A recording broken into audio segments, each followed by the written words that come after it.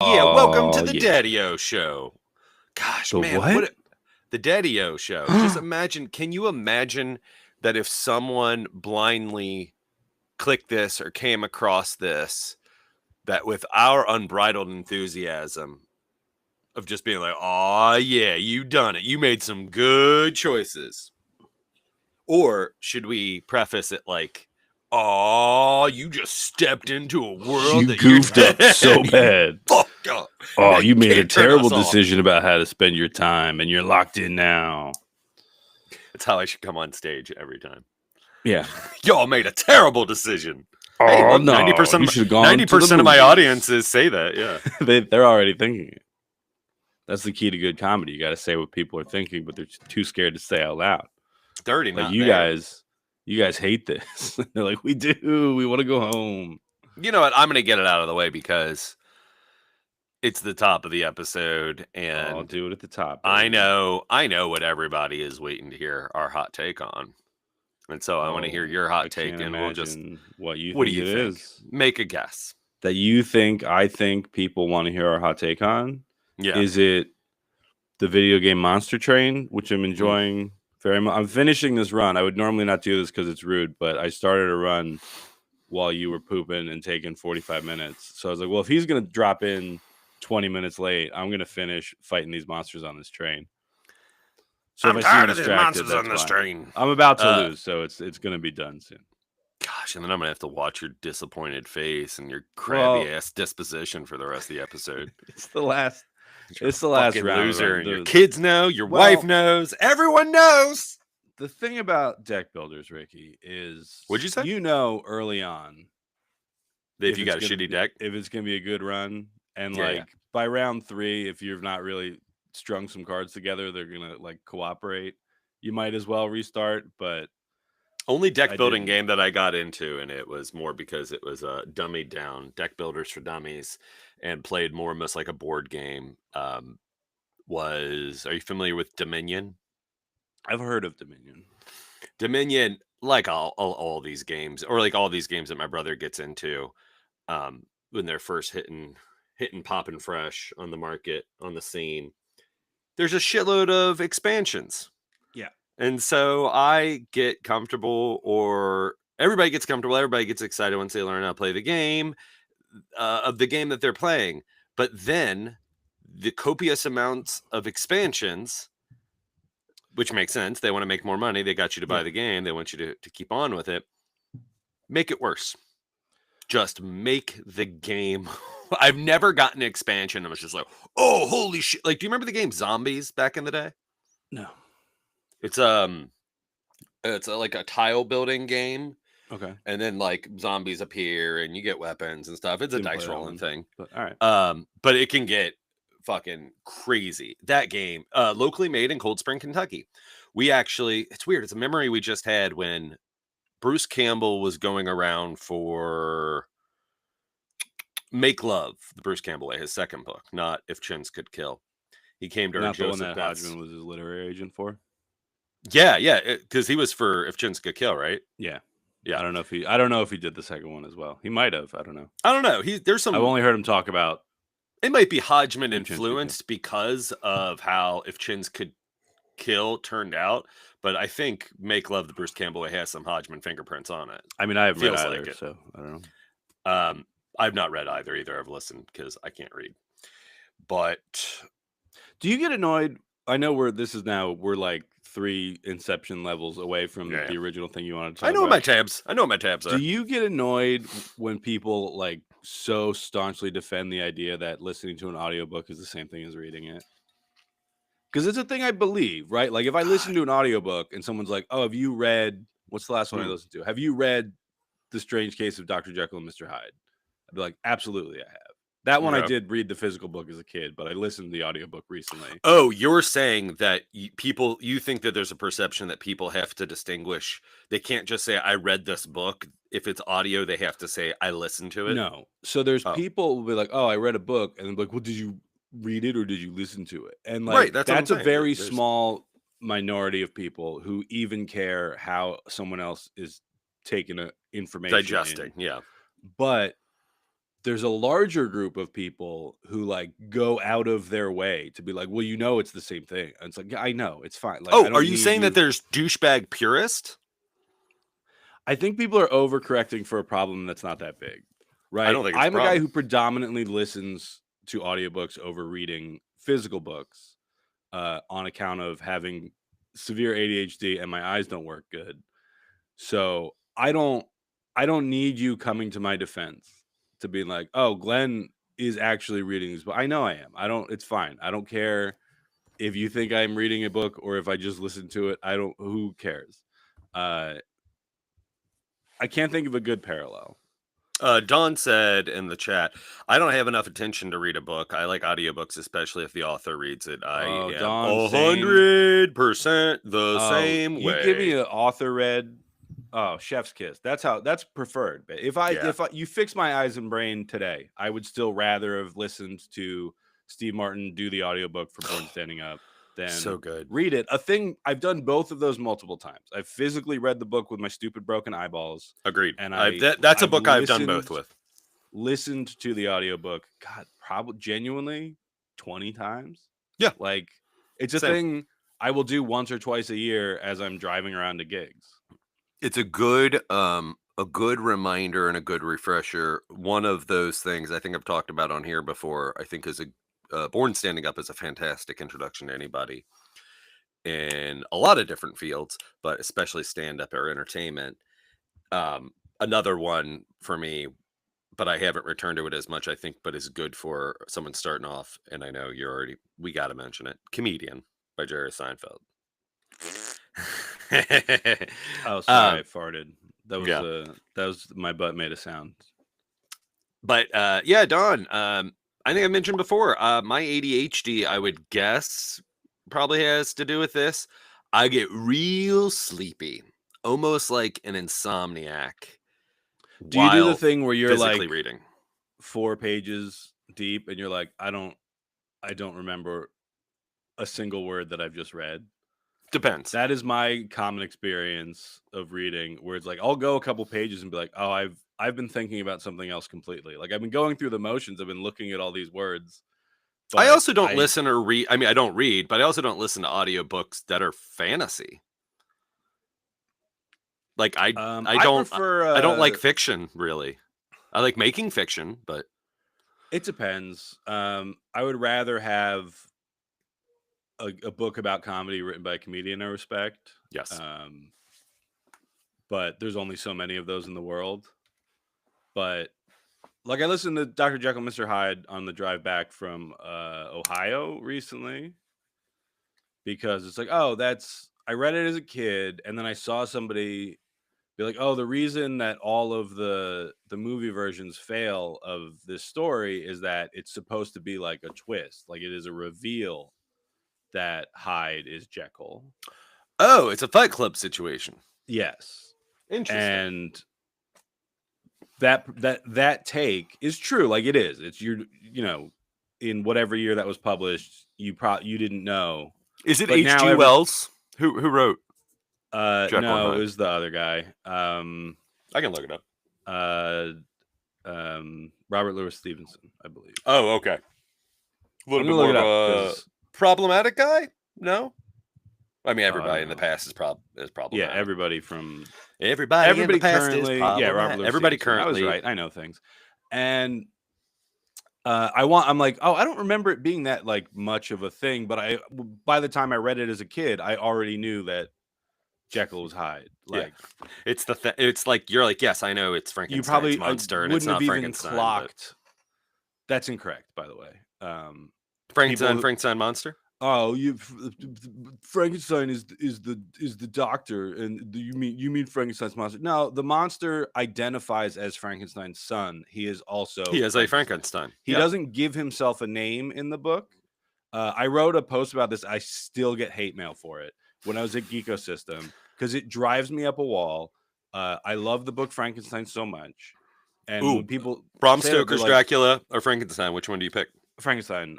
Like, Dracula's fine, but I love the journaling aspect. I think most people don't realize that about Dracula is the form it seems like such a contemporary format Mhm. for Dracula. I agree. I think Frankenstein's far better, but But I think I Invisible Man's better than all of I that. wrote a thing for Geek Ecosystem years ago. It was like I think around Halloween, and I've seen a lot of posts. It's like, oh, Frankenstein's the doctor. First of all, he's not a doctor yet in the book. He's in med school, so slow your roll.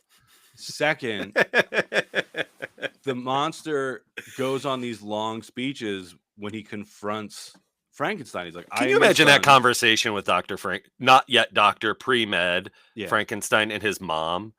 And she's like, everybody's telling me my son is a doctor. He's a doctor. And he's like, well, technically, Mom, no, you're a doctor. What is You this made a 80s man. You made comedy a man. boob? You made a Yeah, you made a you you you made a made a little dude. boy. You made a little man dude with My a other big old point, dong. my biggest criticism of I guess it's the book, but also at like character of Frankenstein.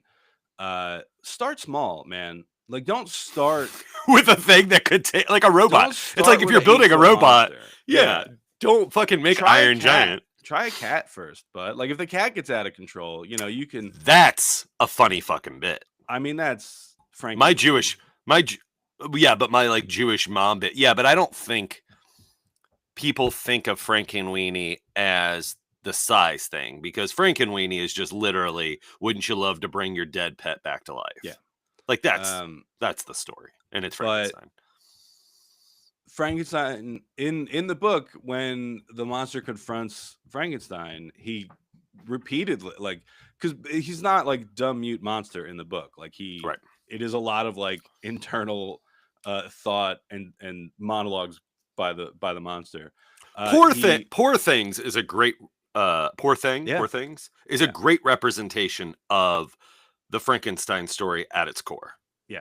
A movie I enjoyed very much that people had some, I guess I would say, valid criticisms about, but I still enjoyed it. Also, it's the thing of like Kick-ass score. People criticize Blue Velvet and be like, how could they do that to Isabella Rossellini? It's like, oh, you mean the woman who read the script, agreed to do it? Oh, sure. The director while it was happening. Yeah. She's fine. She's like, I don't understand why everyone is like so mad on my behalf. I knew what this movie was. And that's like same thing. I'm like, yeah, it's not like Emma Stone showed up for work one day and they're like, all right, well, can you go ahead and just get naked for half this thing? And she's like, what? And then she proceeded to make 3 more feature films with same writer director within like 2 years. I forget how to say that dude's name. It's like, yeah, I've not seen the most recent one, but yeah, Poor Things, I like it. I don't think you saw the other one either. What's the other one that came out almost immediately? That was a bunch of vignettes where they all play different characters. Some kinds of kindness, certain kinds of kindness, kinds of kindness. But Frankenstein talks about the monster. He compares himself to the biblical Adam. He also compares himself to Werda from The Sorrows of Young Werda. Which I'm not pronouncing correctly and can't. I tried learning how to say it correctly in college. What's the spelling?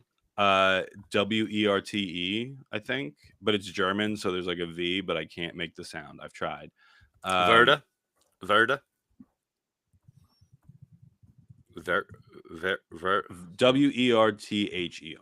Oh, TH. It is by Johann Wolfgang von Goethe. ER. Okay. But those are like the two characters that he like compares himself to. So in the thing that I wrote for Geekosystem, I was like, in his head, he's calling himself Adam Frankenstein. There's no question. Like, it's an easier name to say than Werther. And the subtitle of the book, it's Frankenstein or the Modern Prometheus. So Prometheus steals fire from the gods, gives it You're not far off. I just listened to a pronunciation. And so he would see Dr. Frankenstein, who's not a doctor yet, he's just in med school, as Prometheus. I think the creature would call himself Adam Frankenstein. Like there's no question. Nobody literally is Adam Frankenstein. The whole book, no one's like, hey man, you got a name? Because they run away because he's a big monster. Because Frankenstein built an 8-foot tall man instead of a cat first. That is a sketch. I mean, you and me, you as not yet Dr. Frankenstein, there's your first joke, just a little one about like not being technically a doctor. Like that's funny character. Yeah. I mean, the events of Frankenstein happen while he is in med school. Like, Young Frankenstein, it's hard to do anything about Frankenstein in a comedy way with having Young Frankenstein, because it's almost like all the sacred stones have been turned over. maybe. I mean, that's more. But a sketch of just being like, hey man, maybe we should start smaller. Like, yeah, I get it. Like, you want to make this Adonis, but like, what if he gets pissed? Yeah. Like, what if he ain't cool with you?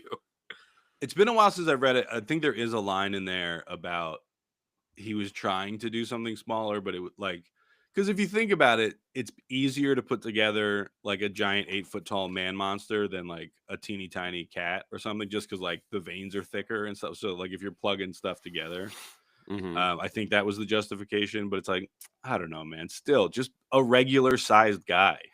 You're also doing something fantastical.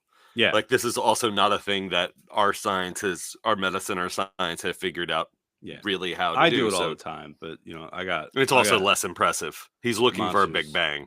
Running all over Jersey.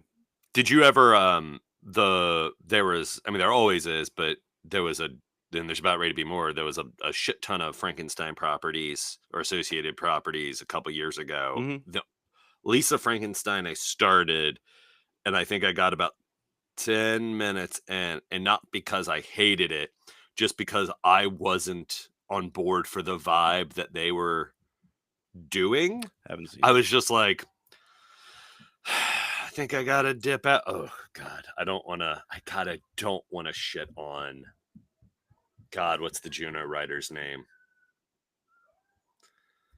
Not Dakota. It is. I just don't remember the other Dakota.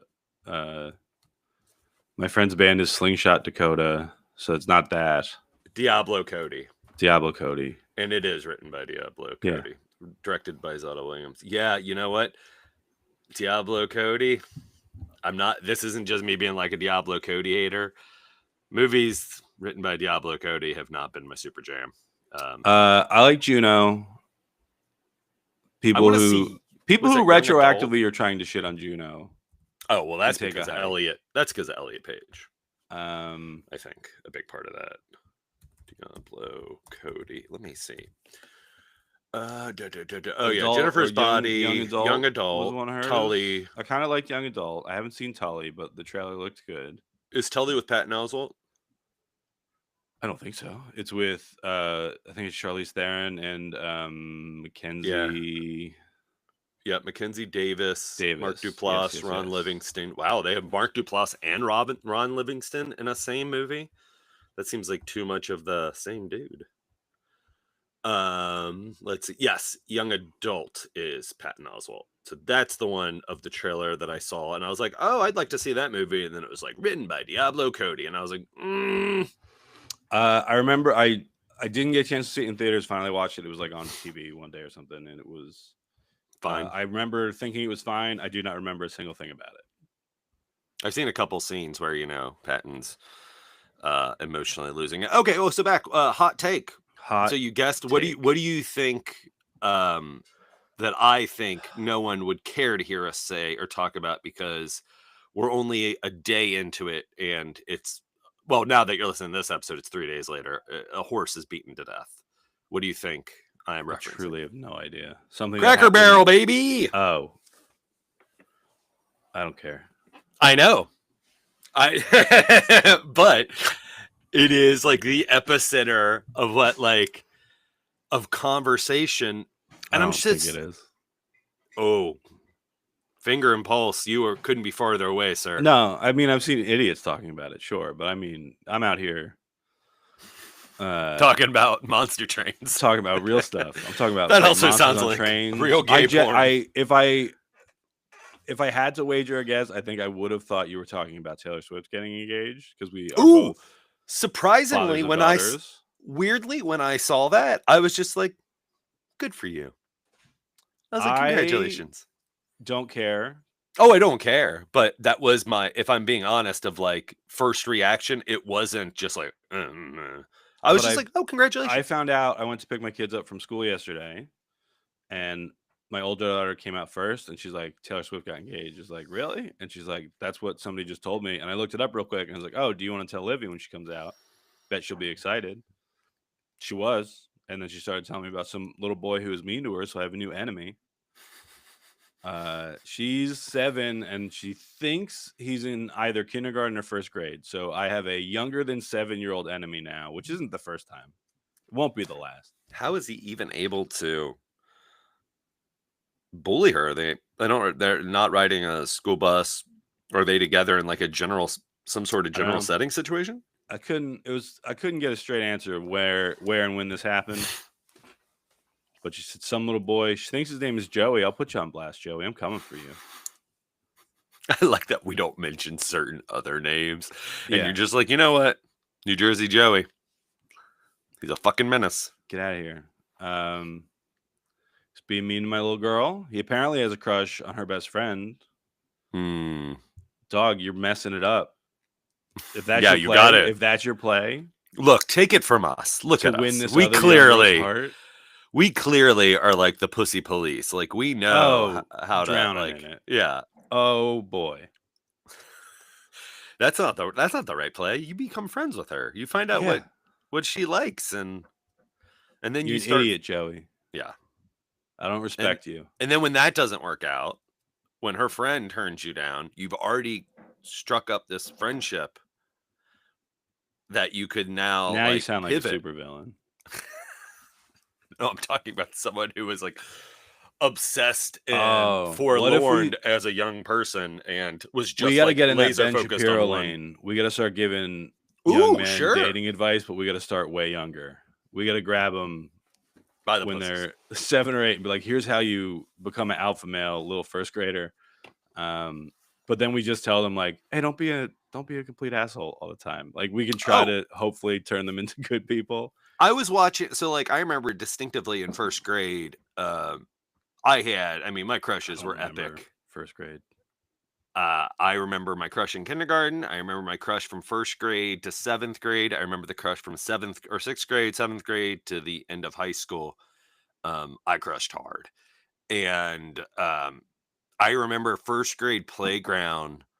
That is when we were watching Saved by the Bell and X-Men the Animated Series, like my brother and I. And I was like, oh man, I want to be exactly like Zach Morris. And like now with Zach Morris's trash, I'm like, oh man, that was not a good thing to emulate. Yeah, bad role model. Should have locked Shitty into Ferris Screech Bueller. like I did. That played out great. Although I think the difference. Did I tell you about my buddy working with what a piece Dustin of Diamond? Shit Screech was? Yeah, and looking. God, we should have. I don't remember if you told me the story, but I've heard Okay. so many stories about what a piece of shit Screech was. Yeah. I don't know. Mark Paul Gosselaar is Zach Morris, right? Yeah. He's probably a better person than Screech was. I don't want to. 100%. Go out on a limb and say good person because I don't know. But Mario Lopez and him. Oh, sorry, my butt made a noise again. I'm pretty sure that when everybody else in that cast is like, no thanks to Dustin Diamond, like it's pretty evident who the piece of shit is. Yeah. But yeah, he was Kim Sherwood was opening for him at the Funny Stop in Ohio. And he was just like, do you know where we could get some heroin? I think you did tell me the story, or it's just very similar to the other stories that I've heard. Not a good dude, Screech. Not a good dude, Screech. So the Cracker Barrel of it all. Yeah, they changed their logo. It's dumb. They're changing it back. Who cares? When's the last time you went to a Cracker? Who gives a shit? Oh, I mean, that's if we're on the road and I can't get a Denny's or something in the morning or a mom and pop place, like if I have to, which was in Mansfield, Ohio. They weirdly, like the one diner they have in Mansfield, Ohio, it was a Cracker Barrel, and we went into it and I was just like, well, I don't love Cracker Barrels. Don't love the general store. Just don't love the whiteness. For a lot of different reasons. You can get weird candy there. I've always appreciated that. It's been a while because I don't think there's actually really anything I can eat there as a vegetarian.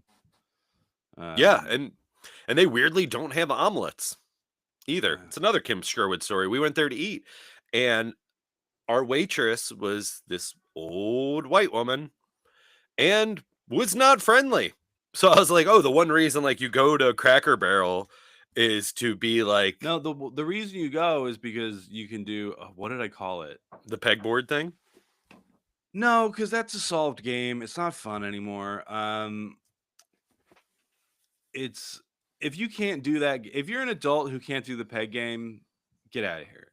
Take I the get five three. I take get the three 5 most of the time. minutes to look up how to do it.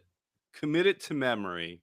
It's a frustrating. I think I called it a potato festival because even before I stopped eating meat, I wasn't eating like a lot of it. So I would just get sides, but they would have just various Yes. potato based sides. So I would just get like 4 different kinds of potatoes and like a scrambled egg or something. Um, and I'm not gonna lie, it whipped ass. Like it was great, but It's potato. I mean, yeah, it's just fucking it's, carbs, just complex carbs. yeah, it was mostly potatoes and cheese. Like you really can't go wrong. But no, I don't care. I don't care that people are mad about it. It's a dumb thing to have an opinion about it all. Well, I'm going to say, this is a new segment that we're going to call, and it's a surprising one, where Ricky tells everyone in the world that they're stupid, um, which would normally come from like a Glenn, like I a was gonna say, smug can the genie. subtitle be instead of Glenn just acting like it? Yes. Um, Besides you just being like, yes, this is dumb, it's stupid, all of it. For me, I'm just like, okay, like Cracker Barrel is really being on the road. I've seen, you say, you've not gone there, whatever. Like I've seen the signs of where they're like now serving beer and they're like Mm-hmm. now serving mimosas. And that's been happening in like the last 5 years. And it's like, they clearly are trying a rebranding. Like I had seen someone had been like, oh, it no longer looks like a lodge inside, like a cabin. Who It looks more like a gives First a shit? Watch or just like a farm, a breakfast place. I'm like, yep.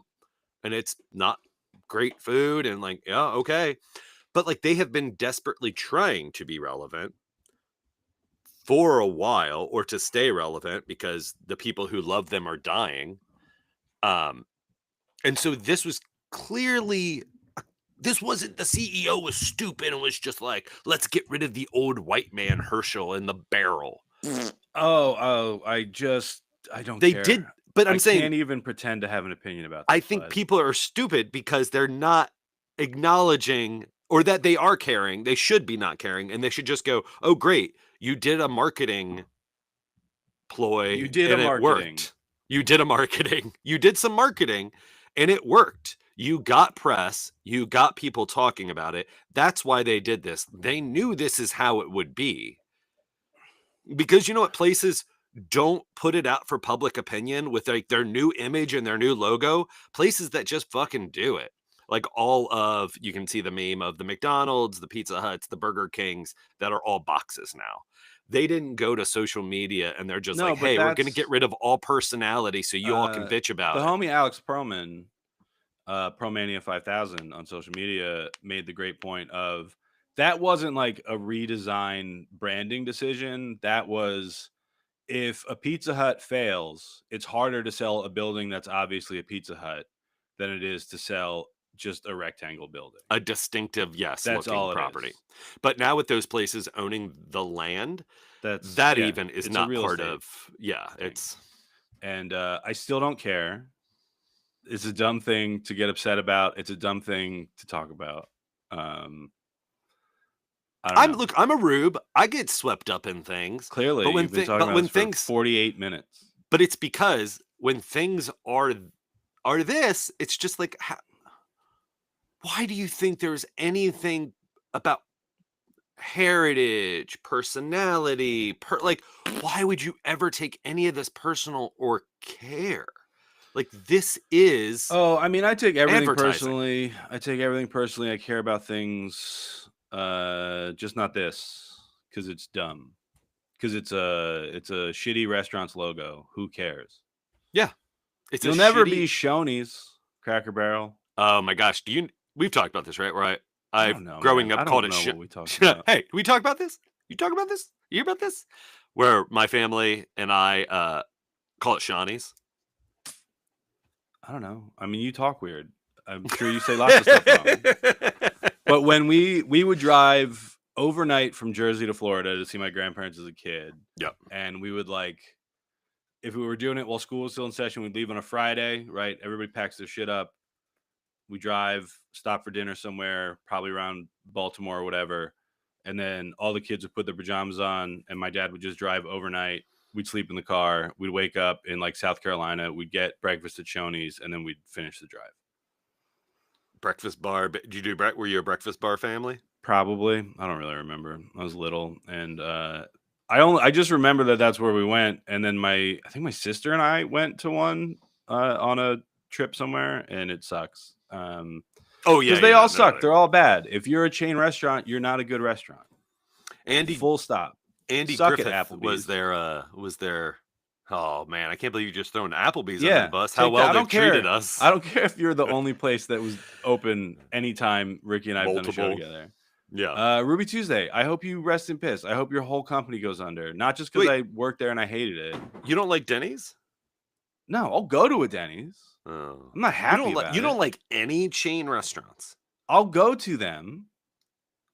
That's not what I asked. I said, but that is not like a mark. Any of them. Oh, there's 40 locations. That is not a mark of quality. That is a mark of capitalist bullshit. I agree, but you don't like any chain restaurant? You just go to it begrudgingly? You sound like you're leading me into like a gotcha moment, and you're like, no, it's not a gotcha. No, it's not gotcha. I'm genuinely, I want to. I have no warm feelings. No affinity, like no allegiance, no like, ooh, they make this really well. No, they don't. None of them do. I'll fuck with a Taco Bell and a Burger King a lot on the road because there's vegetarian options and it's not like a huge hassle. What about like fancy chain restaurants? Like what? Like fancier? What do you think I don't know. Fancy? Are you like a broader menu? Yeah, Olive Garden, Red Lobster, Applebee's. Shawnee's. No, I mean, none of them are good. Most restaurants are bad. Just full stop. But yeah, if you have 40 locations or whatever, and you're just trying to like appeal to everybody, you're any pizza chain that you. I'll default to Domino's because I know it's a B- anytime you go to one. That's a solid rating. But it's not good. I would rather go to a well-regarded local place. But sometimes if I'm in Grand Rapids, Michigan again, I'm not rolling the dice. I'm getting a Domino's. That's the worst pizza I've ever had was Mr. Pizza in Grand Rapids, Michigan. You know what you did. Joey's on blast and Mr. Pizza's on blast. It was the the saying like, oh, like even bad pizza is still good. Not at Mr. Pizza. They don't ascribe to that saying. It makes you question all pizza. Yeah. Do you want an inch and a half of like room temperature American cheese on soggy bread? Then oh boy, does Mr. Pizza have a treat for you. It was trash. So I would rather just get a Domino's than like roll the dice and see what else the pizza place down the street, because maybe that just might be Grand Rapids Pizza, baby. I don't know what you perverts are up to up there. You don't know what yeah. No, I'm can soft announce. This is all going to be hard announced. Rock hard announced. The week of September 29th. But we are getting all of our ducks in the row for the 2 movies that we are planning to make within the calendar year. We've locked down a lot of baby. Locked down a lot of stuff. Got Mr. I need you to record yourself saying Glenn Tickle. Did I send you that message? I might not have. You might have. I might not. I also might have gotten it and then got distracted and forgot. It might have been playing Monster Train. It's a real thing that happens. Yeah, You need a recording of me saying Glenn Tickle. Well, do you know how many times I say my own name? Straight to camera, horizontally filmed. You just saying Glenn Tickle. Glenn Tickle. I'm gonna say it.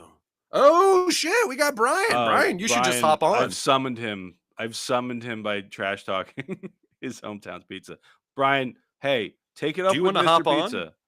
Brian, are you listening? Are you listening, Brian? Send more chat messages. We'll send you the link and you can hop on. Brian, if you want to defend.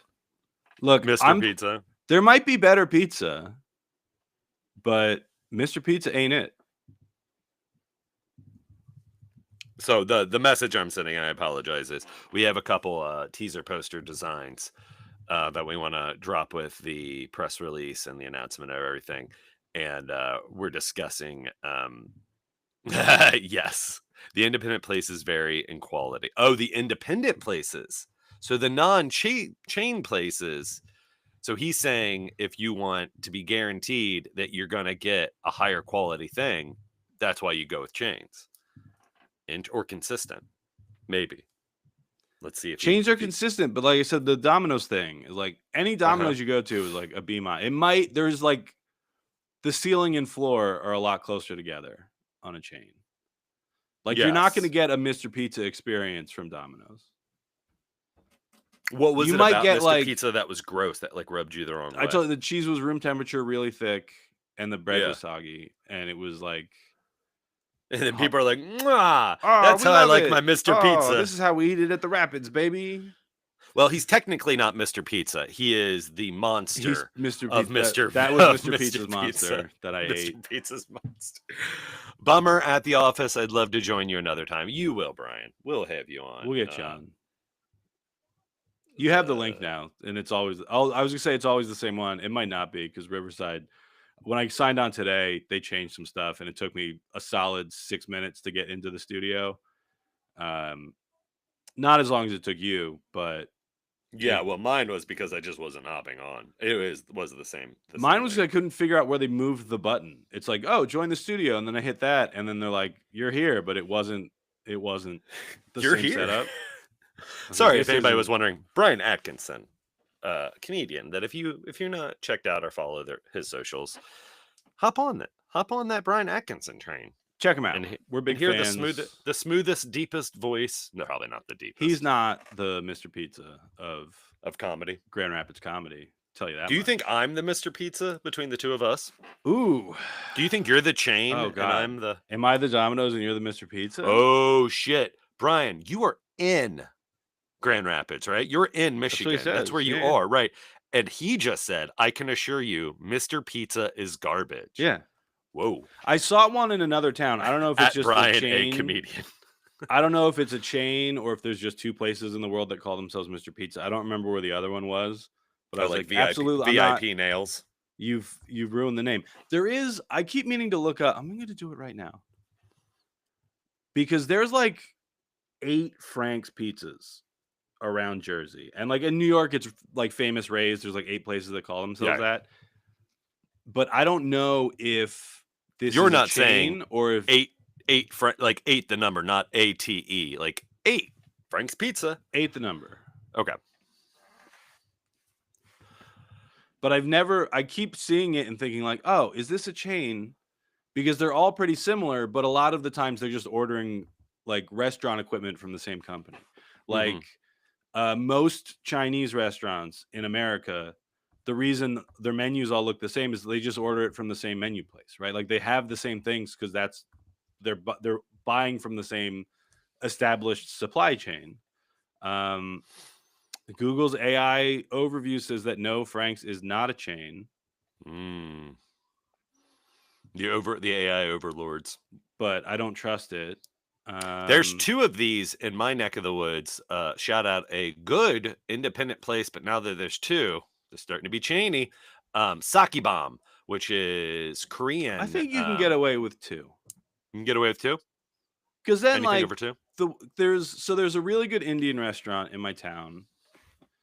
And then they have a second location in a neighboring town. But it's like, well, I think the other one was first and ours was the expansion. I don't remember which way it went. But it's like, yeah, they both do well.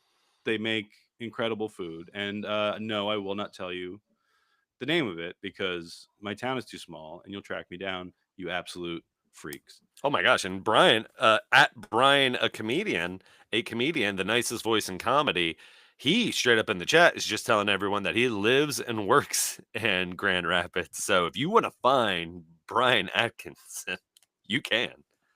I think you've actually, if you want to go back and scrub through old episodes of Daddio, I believe you mentioned the Indian restaurant. Yeah, probably. I found a thread on the New Jersey subreddit on whether or not Frank's Pizza is a franchise. Seems the common consensus is that no, it is not. There's just a lot of guys named Frank. that own pizza restaurants in New Jersey. And again, they just order. There's only so many places you can get pizza boxes, you know? Hmm. Oh, that's interesting. A friend of mine um, His name Frank and owns is a pizza restaurant in New Jersey. Is is it the one by my house? Because it's pretty good. Great job, Frank. today, not Friday when this drops. Today, Wednesday when we record, is going on a job interview for a box company. Okay, So they make specially sized boxes for businesses. sure. And the company that my friend, I'm being cagey because I don't want to blow his spot. How many do you think there are? How many they're out of Spain, and so they're expanding here, and they're building Ooh, like a wish I paper knew mill and Spanish for box. La Box, El Box. Probably not la box. That would be French. I should Well, I know the mean, French word for well, box since I took la is four. feminine, so it just depends on how they want to classify Oh, box in has to be Spanish. feminine. Disgusting, Ricky. I, You're better. You're better. Than I wasn't even making that joke. Let's see, box I don't know, in man. I don't know Spanish. I took French for 4 years in high school. I got by with a C- average. I don't know French either. Oh, I got I got 2 years of Spanish in high school and did not do great. Do not remember much of I it. don't think I ever learned the Hungarian word for box. Tear is the Hungarian word for square. Kaya or kaja is the Spanish word for Oh, you're gonna want to box. soften that J, I believe. That's why I said kaya. Yeah, That's why I said it both ways because I think. I'm not sure But of again, I the don't know. pronunciations. But so he my one friend, probably future guest, works So for one of the biggest companies that exist right now, okay, and he's in sales. Mr. Pizza. He uh he is doing an interview for this box company that I don't know the name of. It's literally, it could be called Mr. a box Box. company. Sorry, And Senior Box. Dr. Box. Dr. Ooh, Box's Dr. Box. monster. That's a great name. Dr. Box's Monster is a fantastic Ooh, title. that'd be a good band name. Yeah. Ooh, Dr. Box's Monster. Yeah, I like it. But they are going to be willing to, if they were to hire him, pay him $30,000 more a year on his salary, as well as commission. And I just can't. And again, me not understanding something is throw a rock. But how could this very specific, like, that just seems like an online business. That doesn't seem like you would get a salesperson for feet on the ground going door to door to places Ooh, to be like, well, how's your specific box needs I going? mean, I famously don't understand jobs, Yes. This is. So you can relate. but I get boxes. You know, you got to put Really? stuff somewhere. Specifically So, Da Vinci sized Science boxes. Center, I apologize. I forget which company sponsored this exhibit, but it is like a manufacturing exhibit. So, what you do is you put a sheet of paper on this tray, you wheel it through a machine, it's like die cuts it, and then comes out, and you can fold it up into a little box that you get to take home. Hmm. I did a show with Nerd Night. Lehigh Valley came back, and I did a show at Da Vinci last Friday. It was a great success. Had a lot of fun. Shout out to Da Vinci Science Center, Allentown, Pennsylvania, the Lehigh Valley's premier science center. And before the show, somebody in the crowd's like, "Oh, you're Glenn Tickle?" And I was like, "Yes." And like, "Will you sign my wife's box?" He was trying to be like a little scamp. I knew what he meant because I'd gone to the science center. And then he gave me one of those boxes. And I was like, I'm going to write my name on it in like letters and then sign it because my handwriting is so bad. You will never remember what this is supposed to say. Um, but yeah, we did that Friday night. It was a great success. They want to do it again when, so this place reached out to me. So I used to Ooh, host, those are the best. I used to host Nerd Night Bethlehem at Steel Stacks. And then I got too busy to keep doing it for a while. So I was like, oh, I need to like take a couple months off because it was my favorite show to host, but it is also like the most work because I'm booking 3 speakers a month, doing promo, like really trying to get people to turn out for this thing. Um, so it was like it's not just show up, tell jokes. It is like, no, you have to produce this thing. Most nerd nights were run by like multiple people. This was Multiple me, nerds. and essentially my friend Addie was like an unofficial producer because she worked for the venue. Like she handled it on their end. So she ended up doing a lot of the stuff. Like my friend Chris, who runs Nerd Night Philly, he had two other producers, and Oh, like it's a it's a franchise. yeah. So there is a guy like has copyright on the name Nerd Night. If you Wow. try to do like an off-brand Nerd Night, he will find you. Uh, NITE or I believe NIGHT? NITE is the copyright. Yeah, that makes I could sense. be wrong, but so I started doing that because I did the one in Philly, and I was like, this is so much fun. It is like so next week, spoiler alert, we will be joined by Jim Twos, who's a comedian originally from the Lehigh Valley. He's in I think Queens, New York now. Just put out a special called Jim Twos with Pictures because he's also an artist and an animator. So he like it's a slideshow essentially of him punctuating jokes with illustrations. It's Love on it. YouTube now. You can watch it if you want to be ahead of the curve for next week. I will be. Um, but he does a lot Future of like Ricky, when you're listening to this on Friday, pull up the YouTube now and watch it before next Wednesday. I'm just it's really reminding you, good. Future Ricky. I'm a big fan of Jim, and there Is is there like a anything you want to tell Future Glenn while we're shout outs to future hey, great selves? work, man. You're Just doing keep so it up. good.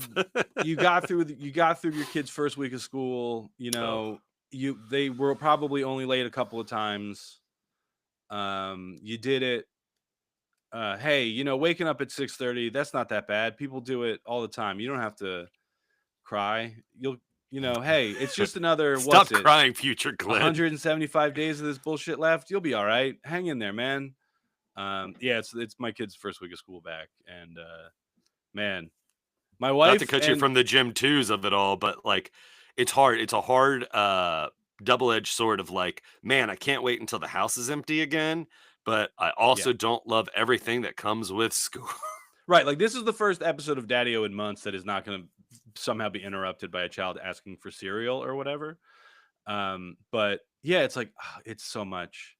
But yeah, so the Jim does. It's not exclusively like slideshow stuff, but he's been working it into his act more like gradually over the years, and now he's like, well, I have a lot of these. I would like to do a special of just That's these, and great. we'll talk to him about it next week. But the problem is like, well, then you're adding a tech requirement to the Yes. show, right? You're kind of Travel and limiting where you yeah. can do the show.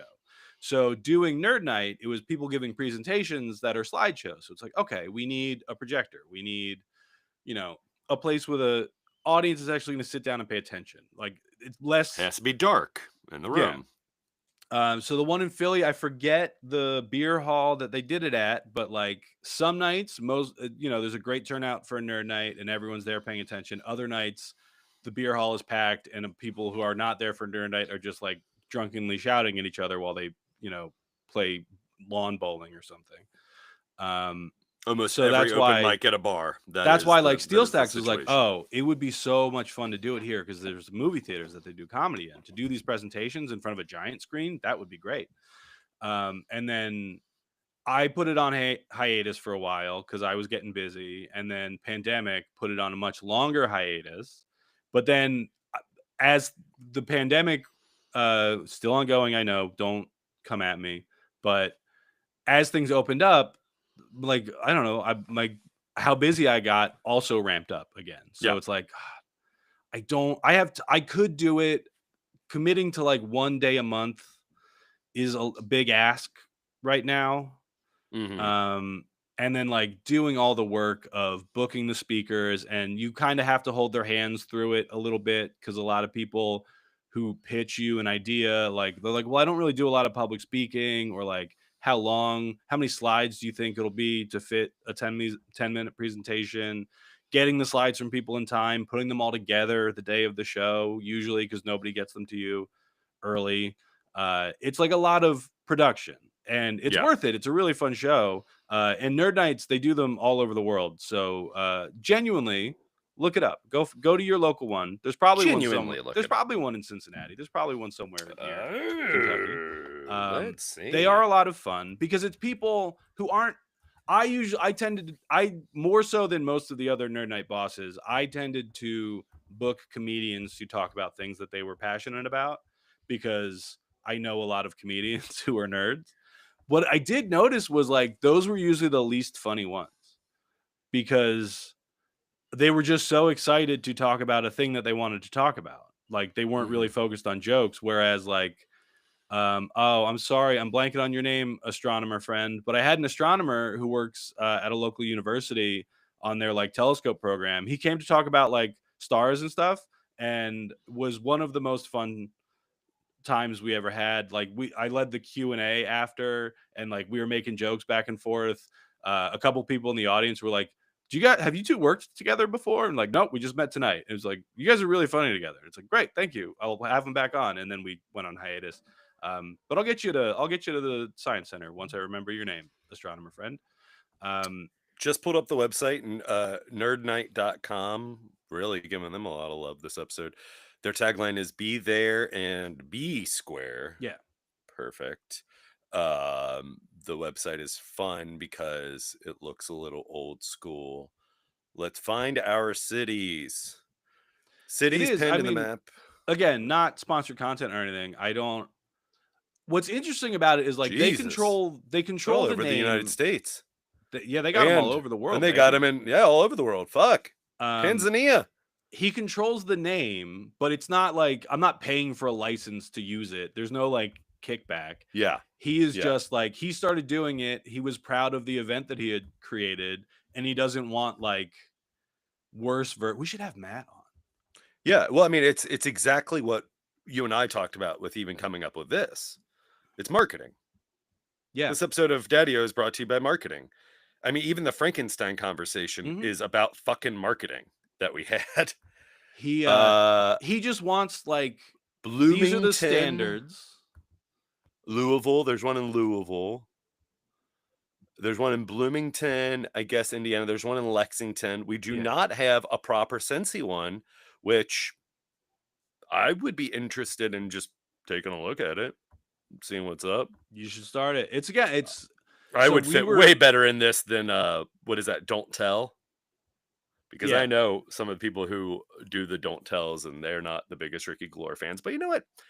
I'm not the biggest Ricky Glore fan, I so am. I get it. I'm the world's premier Ricky Glore fan. It's you and That's so Tristan Miller. nice.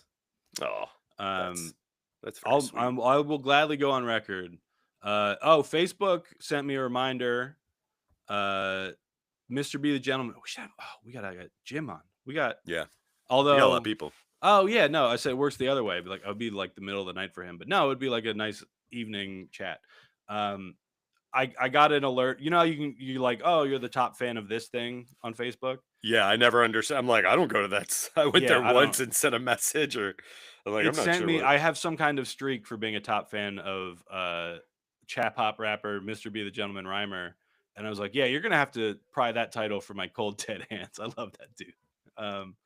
But with Nerd Night, it is just a lot of fun. It is like they'll do it in bars and stuff with a projector. I was doing it in a movie theater venue, but it's like there's something I think kind of special about giving people the opportunity to just talk about a thing that they like to a group of people who are so on board for listening to you kind of info dump about Ewoks or whatever.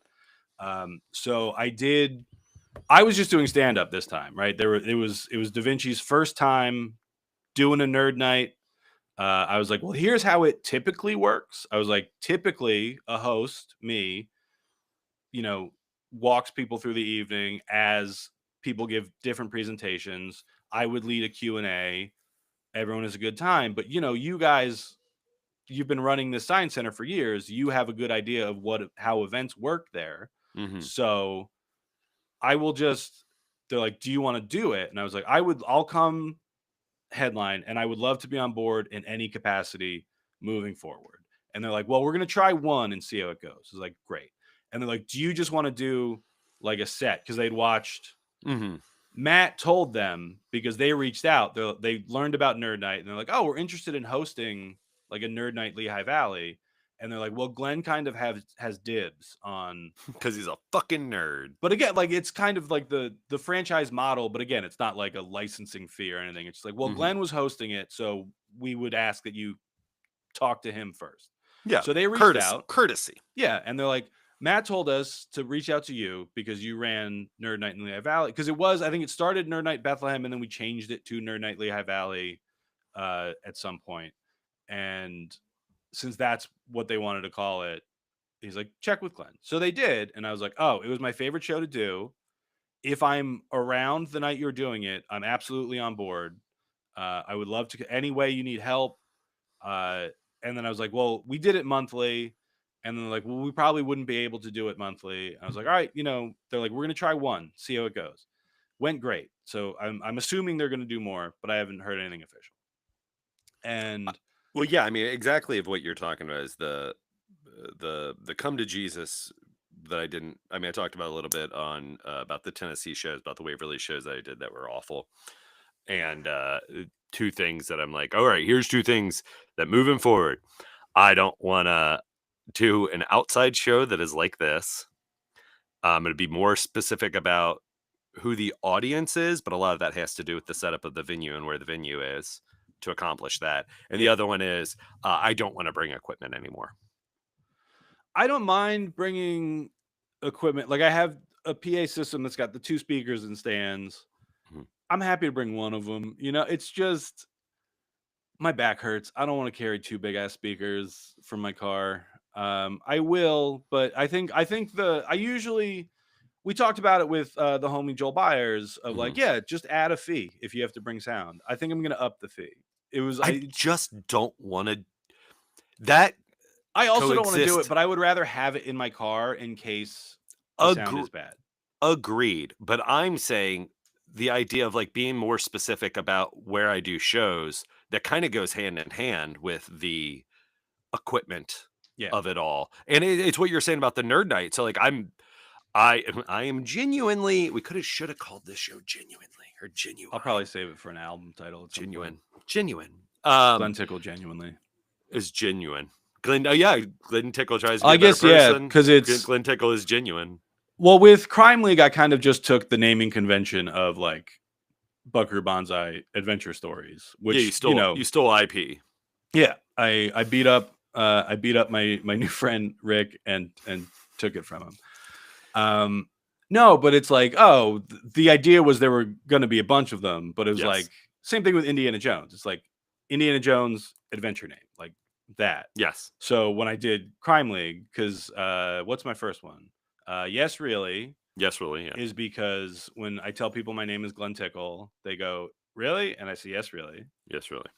It's stylized in parentheses because the old version of the joke where I write my name on the board, I would also put in parentheses, yes, really, which is a real thing I did when I was subbing at high schools and stuff because I knew they would ask. So it's like, I will just address it. And then Good Grief is a bad title.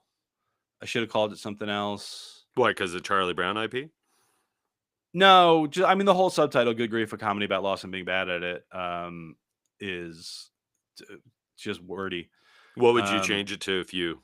Sad boy. Glenn Tickle, sad boy. With the post-Crime League naming convention, I would probably call it like Glenn Tickle is sad, something like that.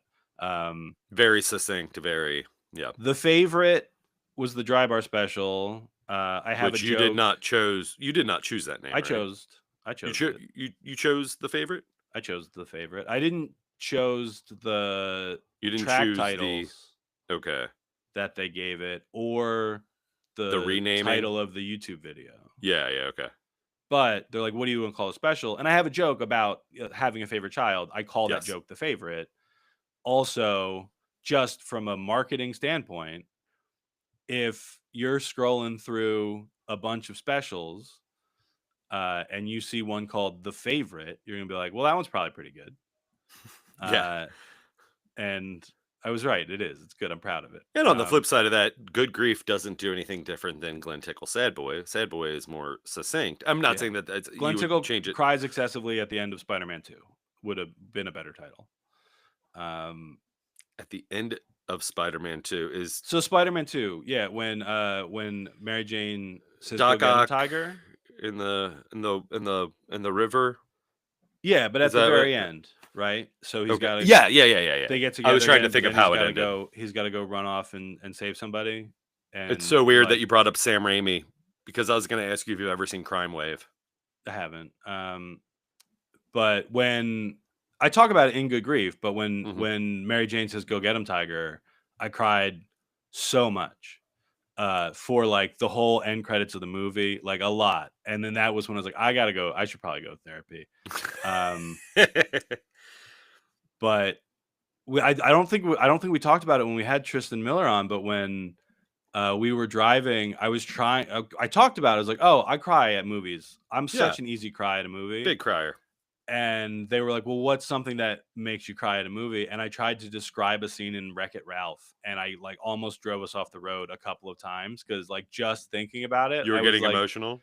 and I was like, I can't. And part of it was like we'd been driving all day. It was really late. I was very tired.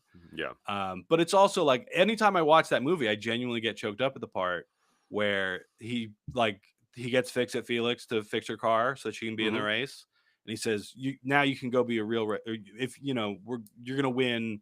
You You're got to gonna win, and then win. I forget what he says. Like you got to win, and then you can be a real racer. And she goes, "I'm already a real racer, and I'm gonna win." And she peels away. Yeah, like, Yeah, hell yeah.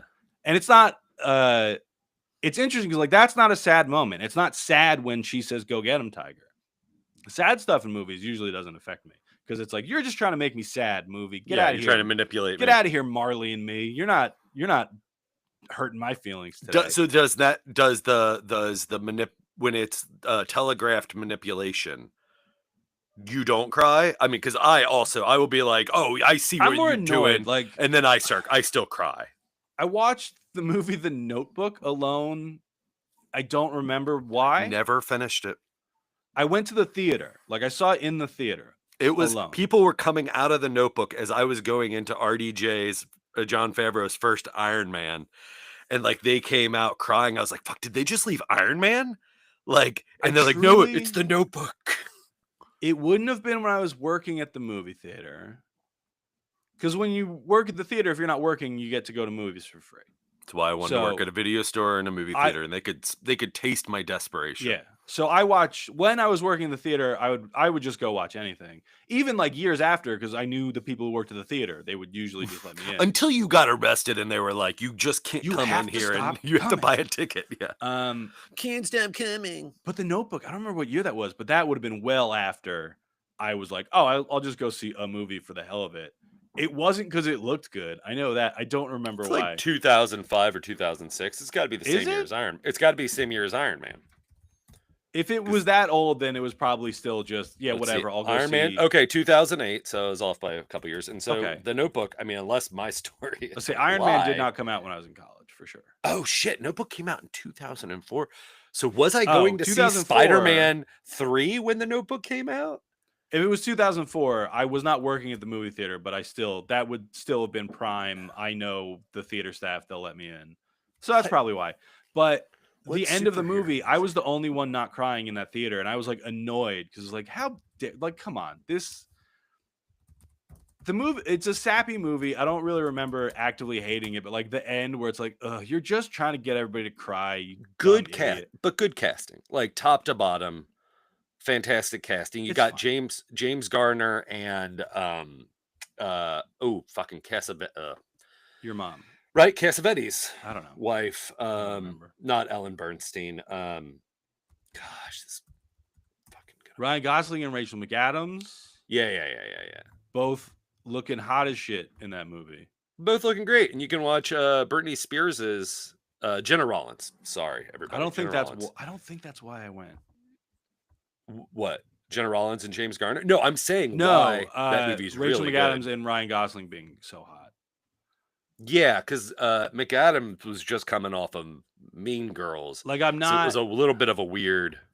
They're both incredibly attractive, but like I don't have a particular affinity for either one. Where it's like, oh, if I'll go watch an Anne Hathaway movie just because I like looking at Anne Hathaway, like for sure. Yeah. Um, Do you remember In the Mouth of or Doctor Strange, Multiverse of Madness? Do you yeah. remember What Rachel about it? McAdams in that? No, I don't She got remember a lot about that she movie. got a real fat butt in that movie because I think Who is she in that movie? she's in Doctor Strange. She's Doctor Strange's girlfriend in fucking Doctor Strange. Oh, is she? Yeah, you know I that? don't care about Doctor Strange. Man, I've Yeah. seen the movie. They're all bad. Man, Cumberbatch, your American accent has got to go. Just stop. Just be British and Just stuff. do It's your okay. accent, man. Like, look, Ewan McGregor can't do it either, but he figured it out. He just stopped, right? He's just Scottish and stuff now, and it kicks ass. You're so good. You're so good at acting. You're just so bad at sounding like an American. Gosh, it was an Iron Man. So now I'm on this quest to find out what the movie was that I was going in to I see don't know, man. when Notebook let out, because I was worried that I don't know what your life is like. I don't know what you're up to in these streets. 2004, was I going to see, would Old School have Dodgeball? The Terminal, Fahrenheit 9/11, White Chicks, definitely Yeah, didn't it's see probably White White Chicks. Chicks. You're like, I cannot wait to see White Chicks. A Dirty Shame, Shark Boy and Lava Girl, Raise Your Voice. Oh man, these are some movies that have Raise them just up. been Yeehaw. forgotten by time. Yeah, I'm not going to find this out because I mean I don't want to take up that much time. But man, I was wrong.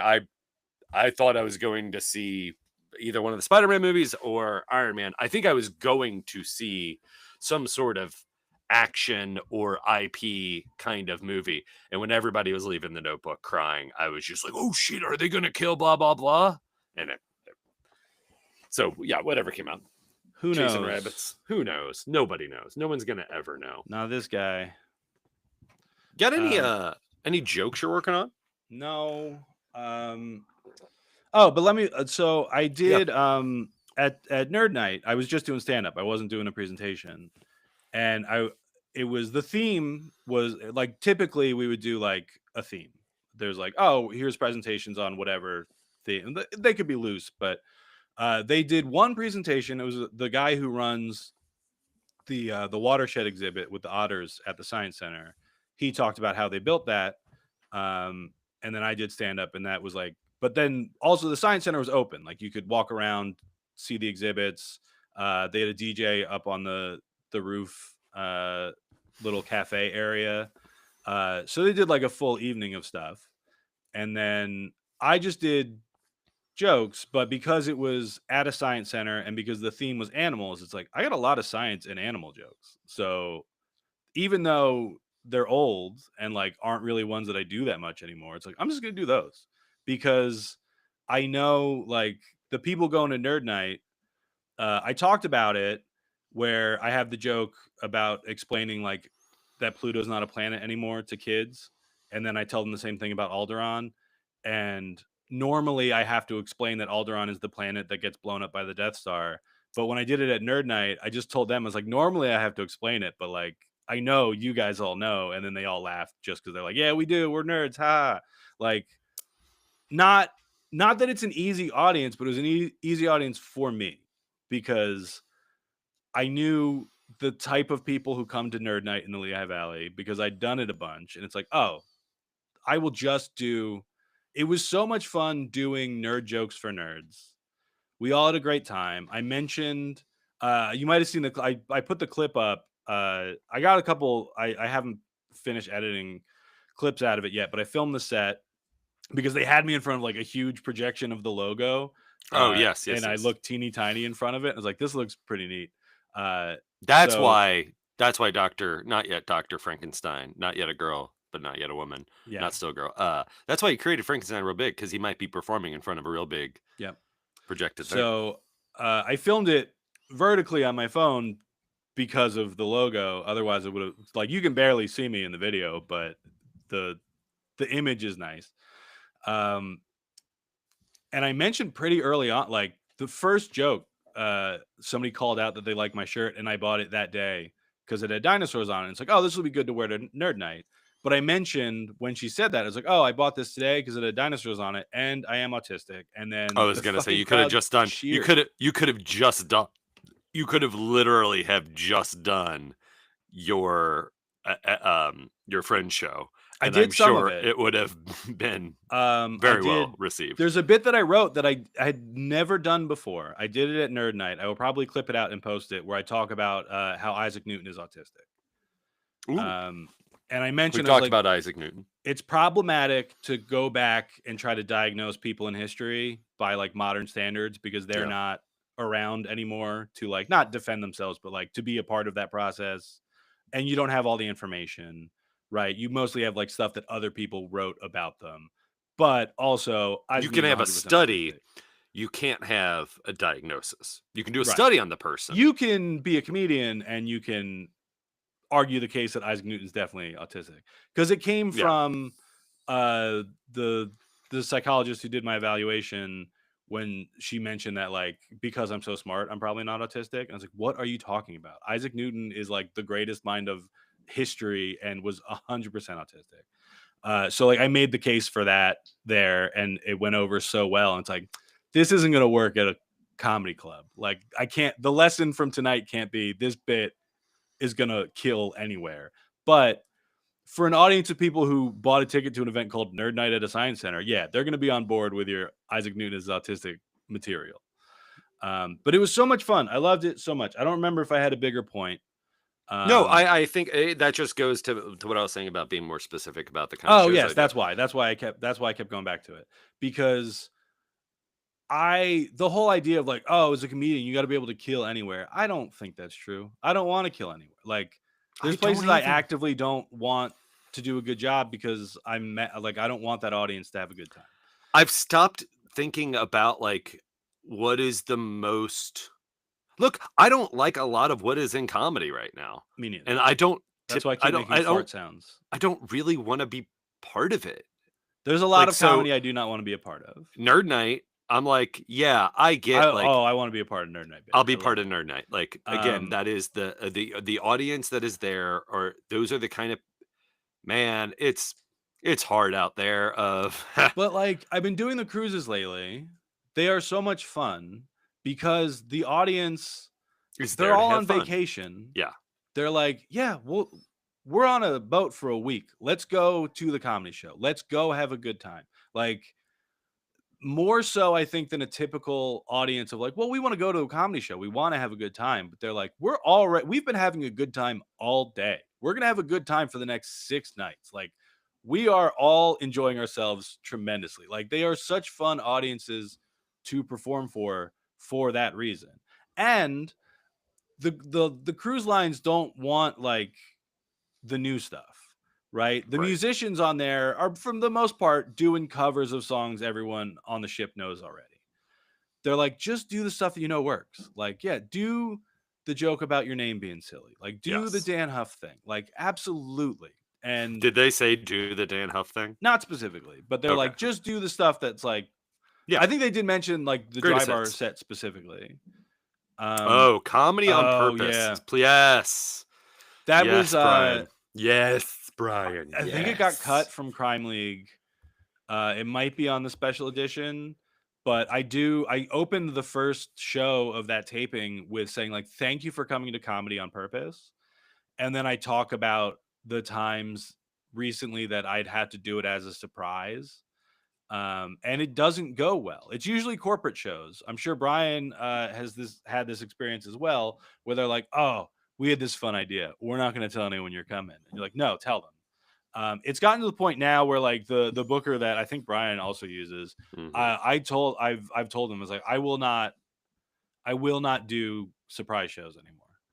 No.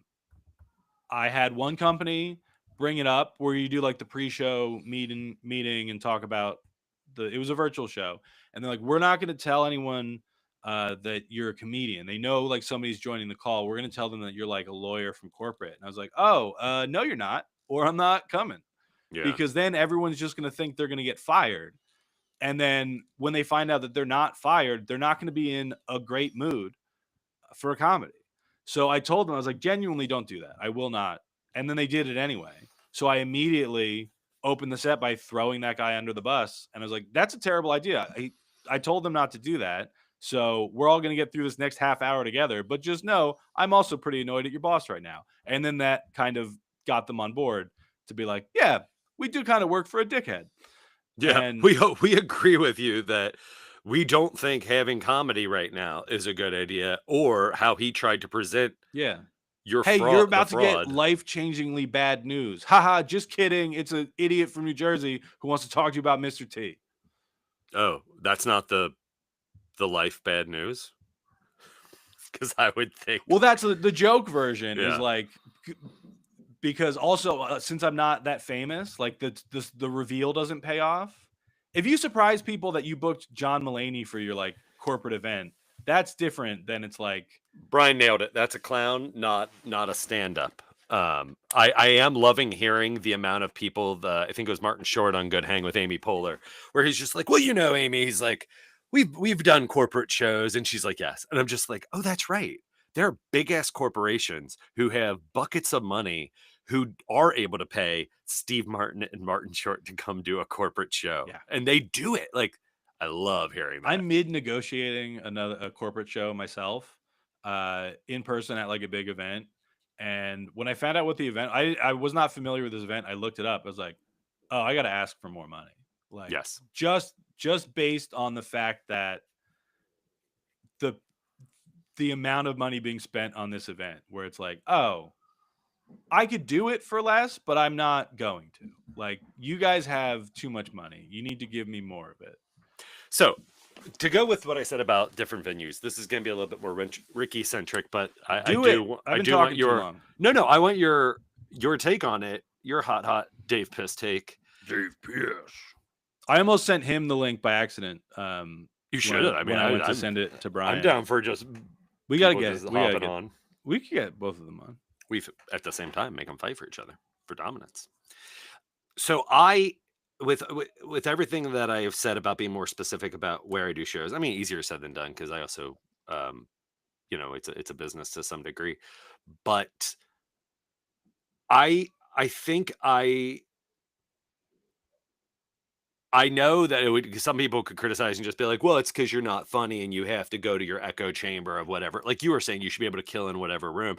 Man, where I'm at in comedy with not being famous, with not having any name recognition, no one's coming to the Chicago theater and seeing Ricky Glore and selling out tickets. Like, it's not Nate Bargatze, it's not Taylor Tomlinson, it's not, so I think the thought process with most comedians is, well, you got to kill in whatever room and you got to do whatever show and this. I think I'm going to go the exact opposite way. I think I'm going to be real specific about what kind of shows I do, and in front of what kind of audiences. And it's not because I need an easier safety net. It's because I don't like a majority of those other avenues. I think I'm going to go a different way. If the way you describe the event makes it very clear that it's not going to go well, there's better uses of my time. Unless the money is so stupid. Right. Well, that's not to be gross. That's the position I'm in lately, where it's like, yeah, I mean, I'll do it, but you're gonna have to pay me because it's gonna be a bad time. Or like, so that birthday show that I did a couple weeks ago ended up genuinely being a blast. I had a wonderful time. I wanted to hear about the results of that because that was the one that was but we talked down. About it. Yeah, where instead of doing 1.5 hour set, I did basically 6 5-minute sets over the course of the evening. And I don't think that was the best move.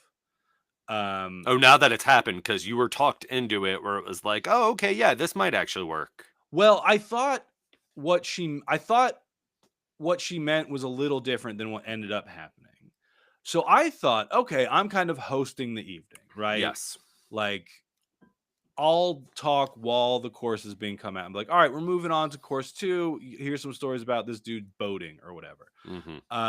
But me and the restaurant were like operating on a separate schedule. And she's kind of like, well, I want everyone to enjoy the food. And I don't want you to have to talk while people are eating. So like, food would come out, everyone would eat for like 10 minutes, and then I would do jokes. And then sometimes the owner of the restaurant would come out and talk about the food. Other times he didn't.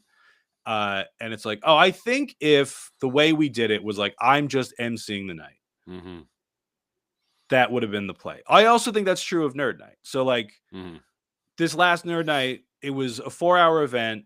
People could walk around the exhibits. The Otter guy spoke at like 7, and then everybody could go get another drink, check out an exhibit, come back. I was on at 8, and then there was a little bit of time at the end of the night. There was an itinerary. A loose one. I was like, I think what we do I heard from them that they all think it went very well, and if they do another one, I think I'm in the mix. But I was like, what going forward, what I would like to do is host it again, right? Mhm. Like book 3 speakers to do 10 to 20-minute presentations. They were open from 5 to 9, right? So the place usually closes at 5. They kick all the kids out. Adults can stay for nerd night. Give everybody 2 hours to hang out. It's a fun place. Like, they had a DJ playing music. They had like more than just the usual kind of like snack bar food that they have during the day. Um, do that still, right? From 7 to 9. You can come have a It beer and seems walk more like around. a conference, right? Like the atmosphere of like you're there are other Yeah, things to do, but if you want to go check out this speaker at blah blah blah o'clock, it wasn't like a show that you right. came into a place This and saw a show. open everything from 5 to 7. Then Yeah. at 7, Yes. sit the fuck down. Focus it. Yeah.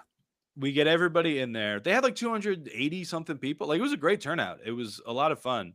Um, I will host it, right? Like 7 o'clock, sit down. I come out, do some science themed jokes, monologue style for the night, just to like Mhm. get everybody a chance to sit down before I introduce the speaker. They do their thing. I moderate a Q&A for a bit, Mhm. move on to the next one. Um, because that was the fun part for me, was like listening to the people speak.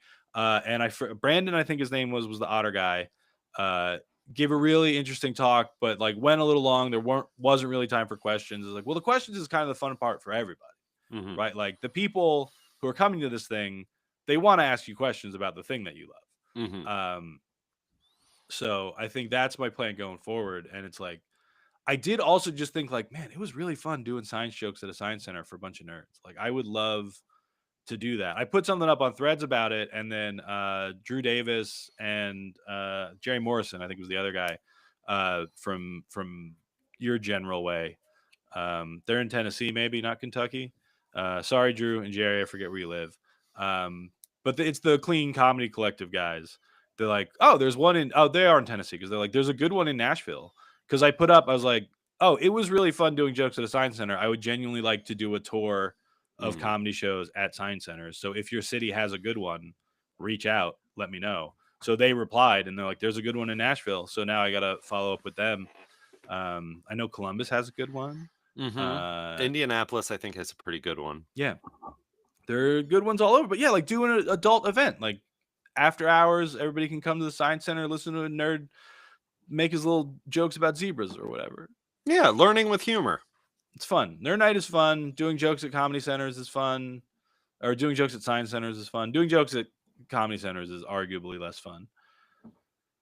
But Yeah, yeah, yeah. Doing jokes at those comedy places well, like but the thing about clubs and science centers is like they have a good sound system, right? They do presentations, they do lectures, like they are set up for events. they have funding. Yeah. Um it's great. Whereas like you're talking about being more particular about where you're performing. Why I think I would have such a great time doing a tour of science centers is they are built for it. They don't realize it, but they are built to run excellent comedy shows. They have big rooms where they do events and lectures that has good sound. Good focal points. Yeah. Uh, they've got a projector. Da Vinci has multiple projectors, because like one of the main things is the giant room that we were in has, like, you go and you can build a little flying machine, and then you can watch it play out Mhm. on the big screen with your little picture on it. And it's great. I would love for them to let me play Dr. Mario, to just set it up and just play on the tallest screen I would have ever played it You should on, do that for which, your presentation. You should be yeah, one of the speakers. I've done one. I did a Nerd Night presentation on, I think that was the first one I ever did, was Nerd Night Philly. I did a presentation on my attempt at the Dr. Mario world record. Oh, you Um, played it in front of him? no, I talked about it, and Oh. I played a clip, but it's like, well, yeah, if I have the chance to do it on the Da Vinci Science Center giant screen, I will do it just to Yeah, and get the chance. you're just like, all right, we're all gonna see someone break a world record here tonight, or Well, you're the just gonna problem see is it someone would enjoy the take hell out of Dr. Mario. Steel Stacks kept trying to get me to do it. They're like, break the record here. And I was like, I can't I know I could do it. I don't know I can do it Thursday at 8. Like it might take a couple tries, and then if I don't Yeah. do it, it's disappointing. And it takes hours. It's like not a kind of thing where like if I mess up, I can just start over. It's You like, would be an installation, and so, like, that yes. would have to keep on going Like, on. I'll do it at the alternative gallery in Allentown where they're just Yeah. like, "Yeah, hang out in the gallery playing your little game, and people can come watch you, you absolute lunatic." Yeah. Um, No, see, I but like then, that. the problem is somebody else beat it, and he maxed it out, so, like, Oh, I okay. could you could maybe make the case that, like, if It's you get to the score faster, you beat it, but sure, he yeah, did yeah. it exploiting a glitch in the scoring that, like, I've not really Ooh, you don't respect locked it? down. Is there an asterisk next Well, to it? no, he did it. Like it's not like a hacked game or anything. It's in Mhm. the code. But when I was doing it, it was an endurance test. He did it by like figuring out a scoring glitch that he could replicate. Okay. Which still like Still impressive. part Like of game still part of gameplay. yeah. It's not like the Donkey Kong guy who like clearly just straight up cheated. Oh, Fistful of Quarters Yeah. is such a fantastic movie. Did you see the ref now is doing music? It's But like when doing I country talked albums. about breaking the Dr. Mario record and he Mhm. reached out, he's like, if you break it, I'll make a trading card of you. I was like, Oh.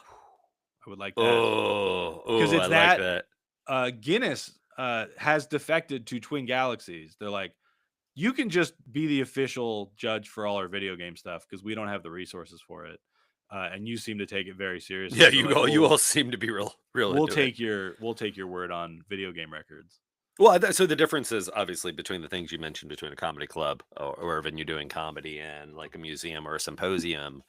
Um, the other one is less likely, and this fits into more of my model or my thought. Uh, and I hate that it's this echo chamber kind of thought, but I'm thinking of it more as like the 1,000 dedicated fans, and for again a lot of other different reasons. Yeah. But less likely to have a bunch of dum dums Yeah. go in because they are like evil.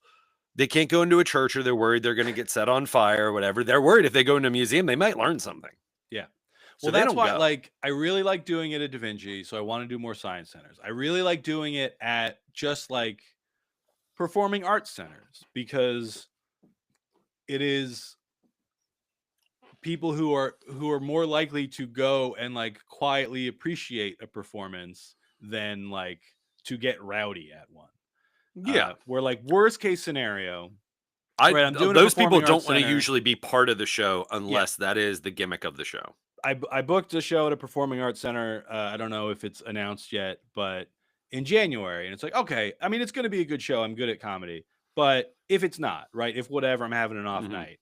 It's going to be quiet, but they're not going to like chuck a beer at me. Uh, Right. and most of them will still be like, if I see them after the show, they'll be like, good job. That was very pleasant and enjoyable. And Yeah. it's like, they Thank you might for the not performance. be the easiest to laugh out loud, but Mhm. I, It might be one of those shows that afterwards when they were just like, "Oh man, that was great and that was hilarious," and you're like, "Hey, you know what? yeah, Laugh next time." you should have mentioned that during the show. But no, but it will be good. It is just like, my version of catastrophizing is like, people aren't laughing hard enough at me. So that's a worst case scenario. Oh yeah, yeah. Um, But those are the types of venues where like I've done them enough now to be like, oh no, those shows will go well. Like if I do some sports bar, that's a real roll of the dice. Like some brewery shows, it's like, I don't know how this is gonna go. It could go great. It might not. I don't know. Mhm. But places that I think are built not just for comedy, like Da Vinci Science Center didn't consider a comedy show in their construction. I guarantee it. Right. But they inadvertently have a space that's great for it. And I would rather do that than most other places, honestly, at this point. Yeah, Or I like mean, the cruise ships, like they've built a theater that but like, they also pay very well. yeah, Yeah. And so there's a lot again circumstances that are positive that's for even if you. the cruise ships were not, if I was not enjoying them, they pay well enough that I would still do them. You would still do X amount a If it was year to get truly miserable, then I then would, you would. then Yeah. I would probably not. But there's like a gig that I have now that like I'm enjoying less than when I started it, and it's like maybe I tap out of this one, but it's like it's not a lot of money, and it's to just like do it on repeat is like I don't know, probably Mm-hmm. uh not worth my time. I haven't told them that I don't want to do it anymore, so I don't want to say what it is, but I'll let you know after Oh, the show. I mean, we're gonna be wrapping up here soon because I I'm not child houseless. I'm not houseless, a houseless child or child a house less of children or Childless whatever. house, is that the phrase Childless you're house. looking There we for? go. Jesus Christ. Um, I have the two boys are upstairs because there's a little bit of a sinus infection. So Nana's watching them right now, but Oh yeah, she's gotta bounce, and I'm Nana's gonna in watch them charge. for the rest of the day. Fucking Nana's in charge. You know, it's just chugging beer and ripping Nana's farts. getting wild. When Nanas go wild. I watched 2 episodes of Price is Right today. When Nanas go wild. So many soap operas. When Nanas go wild. Um, colleague-ish, friend-ish, acquaintance via the Facebooks, but Timmy, who I performed with and worked with in Chicago, and who is Jerry in Sweetmates, and will also be in the 2 movies that we're looking to make in a calendar year. He had a filmmaking friend of his who we have very similar backgrounds, where the infancy of YouTube, he was doing a sketch show in Owensboro. His name's Shane Devon, uh, very talented filmmaker. UFO Girl on YouTube, if you want to watch a fantastic looking short made for very little money out of Owensboro, Kentucky. He's coming on board for our films and is going to do some things, going to do some coloring. We've already seen some color tests, but he watched the movie Sketch. Are you familiar with? I'm aware of it. Is it Darcy Carden and why can't I think of his name? Arrested Development. I don't know. I know it exists, and I know the studio that made it. So Shane, unaware of VidAngel, who famously produces Dry Bar, he had watched the movie and wrote this write up. It was just like, oh my gosh, he's like, I really enjoyed it, blah blah blah blah blah blah. And so then I think someone brought to his attention, it's like, oh, I'm surprised you're singing its praises when its main studio is VidAngel. And he was just like, oh, he's just like, interesting. He's like, I'm kind of surprised that they made this movie based on what the movie is. And he sent me a side message, and it was just like, hey, I just wrote this thing about saying how I don't love the business practices at all of VidAngel, and I'm having a real hard time, like Sophie's Choice now, of like, telling people about this movie, giving it a shout out, but then, it being associated, it's kind of like the Weinstein thing or anything that's like Woody Allen. He's like, I hope you didn't take offense to the last post I did. I was like, oh, I didn't even see it. And I read it, and it was talking poorly about VidAngel, about not agreeing with their business practices. And I was like, no, because I also don't agree with their big business practices, and am not the same person. And we've talked about it before, like accepting shows. You can look at what Dry Bar is doing now. I mean, I think I'm definitely the last person they would ever have come back to a special one, because my budget we're still trying to cover the budget of my first special dad bod. Yeah. And we haven't yet. I'm not making money. They're not making a ton of money. They're also having notable comedians.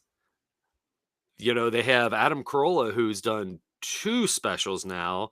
Rob Schneider I think he did. I think he did a back-to-back. Mike Paramore, maybe? Or there's a couple other notable comedians who are Ron Hirschberg. I mean, no offense to Mike Paramore, but yeah.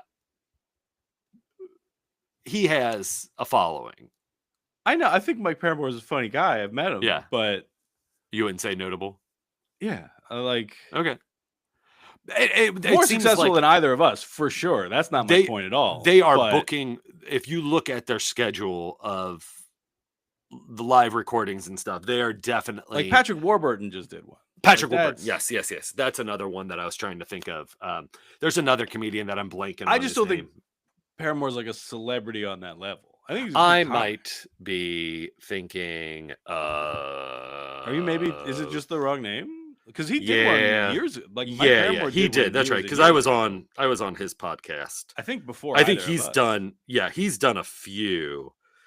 But let me look. Alonzo Bowden is, that's not who I was confusing, but Alonzo Bowden is recording one. Um, and he is definitely more notable. Dennis Regan is recording another one. Brian Regan's famous brother. Mhm. Why can't I find the comedian that I was thinking about? I'm on their anyway, it doesn't matter. But that's who they're going after right now. So I mean,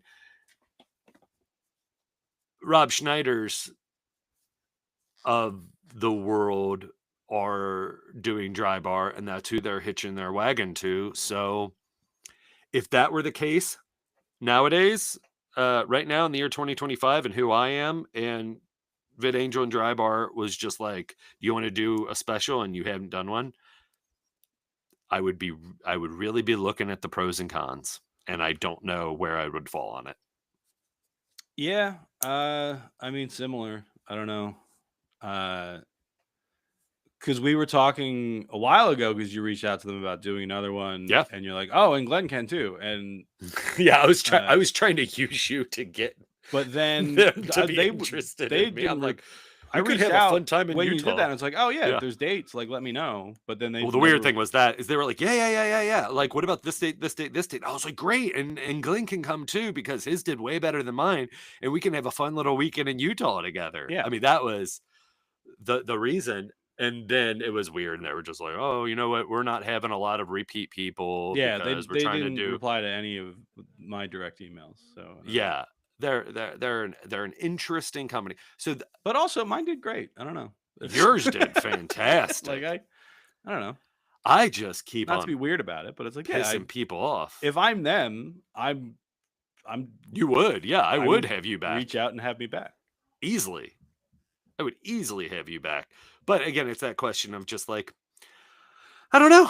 Like, I don't know. It's the same thing. Make these two movies. If a company like VidAngel came and was just like, we want to buy one of the movies or both these movies, I I I don't think. Well, for one, there's more people than me that are involved in the filmmaking process and Right. of NKY Films that I know. Nick Hyatt would be like, "Fuck no!" Like I'm not. We are Yeah. not.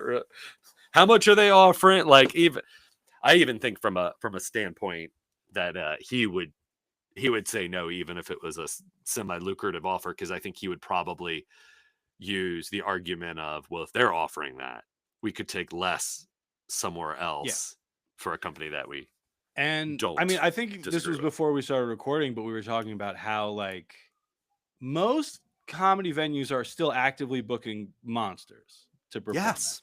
Where like I can't even I would love to be like, "Oh, if this place books let's use Bill Cosby as an example, as just like the most obvious true monster of like I would love to be like, oh, well, then I'm just not ever going to work there. But then any venue would do it. Yeah. And do like look at the lineups of your local comedy venue, and I guarantee you, somewhere down the line, there's somebody you find absolutely reprehensible. And then it's like, well, that's my job though, is doing comedy. So this is the place where comedy is happening. And that's part of, I mean, it's not the only reason. The other So reason where's is that like line for you? This a is lot of clubs opening just straight up don't book me. It's this not opens like up a an can of active worms. choice on my part. It's not like, oh yeah, I'm actively not. I would love to do more clubs. They don't want me for whatever reason, but thankfully, places that pay way better do want me. So I'm gonna keep doing those ones. Where do you fall in the line of again, like those businesses being like, well, I don't agree with them booking this person, um as far as like freedom of speech, of just being like, well, I don't agree with them and I don't think they're a good person and I don't like the comedy that they're propagating and they're just general being and their approach to things and their ideologies on life. So does that, like, well, the business likes to make money and that person brings in money. Yeah, I don't. I don't know. I'm having Um, it's there's venues that I would just say no to.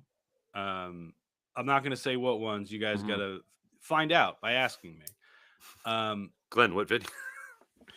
but I do think there's certainly a list of people I'm not appearing on a lineup with. You know, like if it's a showcase and we're all just Mhm. doing 10 minutes and they're like, all right, so Glenn, it's going to be you and then Cosby. I'm like, oh, I'm not performing with Bill Cosby.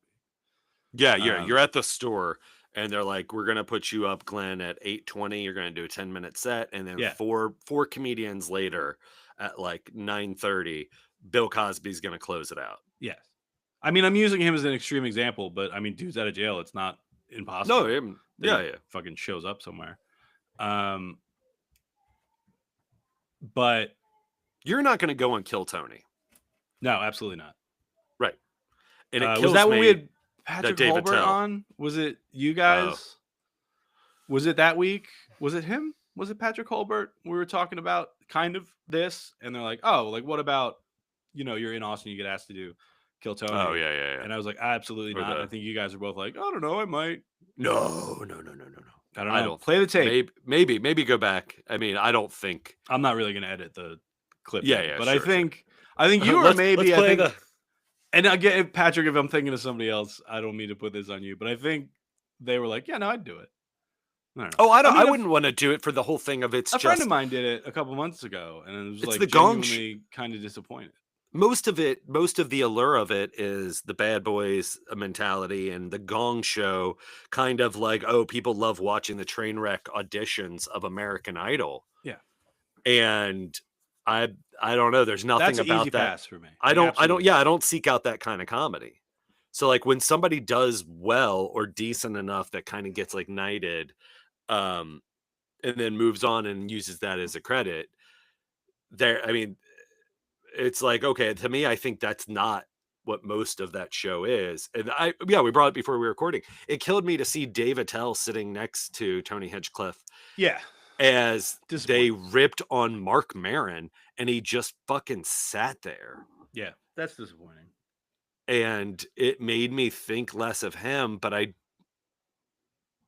don't know again, your whole Cracker Barrel thing. I don't know why I actually cared that much. I don't know why I I mean, stopped on I that care about that TikTok. more than Cracker Barrel because it's about the industry in which I work. Like if I owned a restaurant, I would probably have an opinion about Cracker Barrel's Well, I think we also work logo. in the industry of marketing.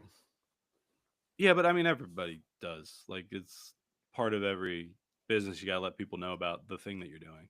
Um, but if I find out a comic has Kill Tony as a credit, like that's not necessarily like a poison pill for me where it's like, oh, I'm not working with that person. But You're it's not gonna like, blacklist them. I'm gonna question your judgment. I'm not like if you're like, oh yeah, I've been on Netflix, and if I find out that's because you were on Kill Tony, it's like that barely even counts. Like that's not. Uh, I also genuinely think the Kill Tony thing has like kind of ruined the credibility of Netflix as a credit. Oh, yeah. I also think it's ruined the credibility of comedy, Yeah, for of sure, live no entertainment. question. But it also hasn't because it's just another it's a different But 10 years face ago, and name of thing that has existed forever. yeah, but 10 years ago, It's just if now you that have is what is becoming Netflix synonymous as a with stand-up comedy credit, and stand up. right? You're in pretty much anywhere. But now I don't.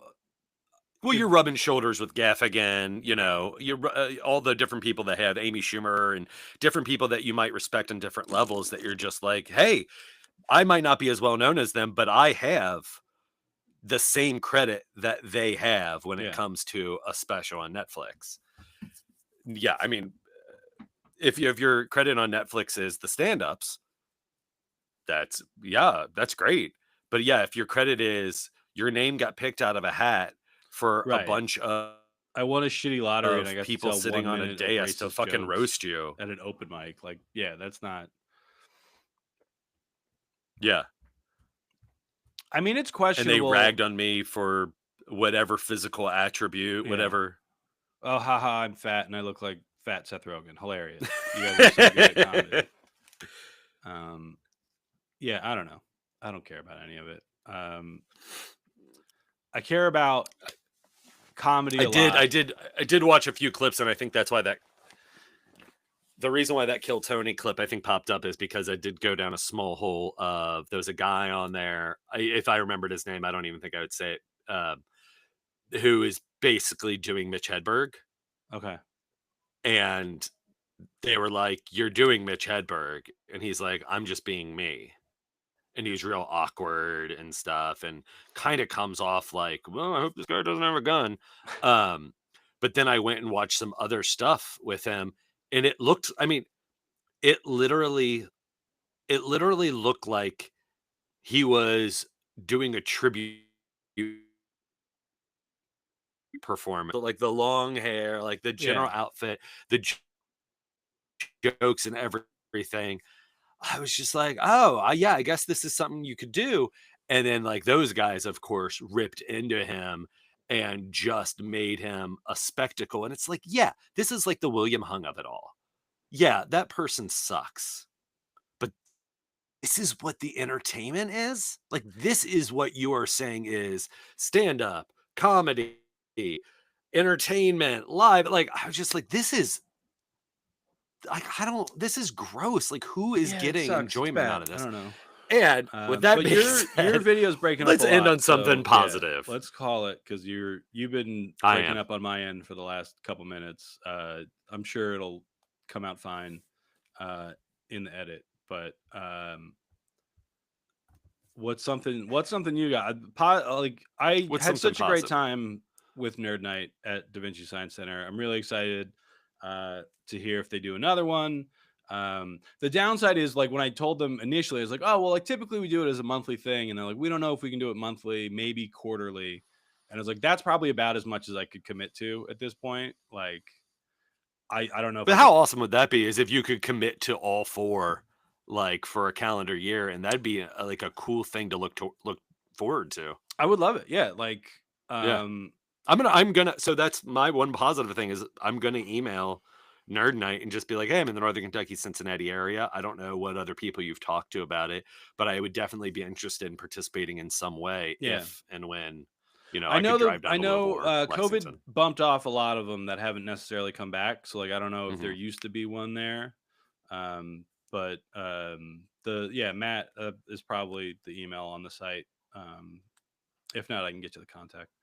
But Ooh, give me that sweet it's so much contact. fun to do because it is like getting to hear people talk about stuff that they're passionate about is way more interesting to me than hearing people talk about stuff that they hate, which is why like I was so uninterested in the Hmm. Cracker Barrel debate, uh where it's like, no, I talk about something you like um even if it's something I don't know anything about or I'm not particularly interested in. If you show up with slides because you care about that thing, I'll listen for 10-15 minutes. I'll help the audience, ask you some questions about it. It's always a good time. I can't think of any Oh no, take that back. There was one presentation. Immediately, you're just Yeah, like, yeah, "Wait, yeah. nope, That was like, oh, this sucks, this and sucks." I regret that you're here. But I didn't book that person, so at least I can say that it wasn't my fault. They got booked through the venue by pitching one thing and then showed up and did another thing. Oh, a little bait and switch. Yeah. Oh, that's no good. Which I don't know how much of it was intentional versus like this person just seemed genuinely a little unhinged. Um, but That is also something I don't love when watching live entertainment or stand up is like, oh, I like a little bit of knowing that this is an act, whether it's incredibly natural or not. But if I am ever questioning your well-being yeah, mentally, physically, comedically, like I think at all. it was like around Halloween. So it was, I think somebody, I forget who, I don't remember her name, but she was doing like local ghost tours or something. And I Mm. think the pitch was like she's going to come and talk about the historical events that they cover on the ghost tours. Okay.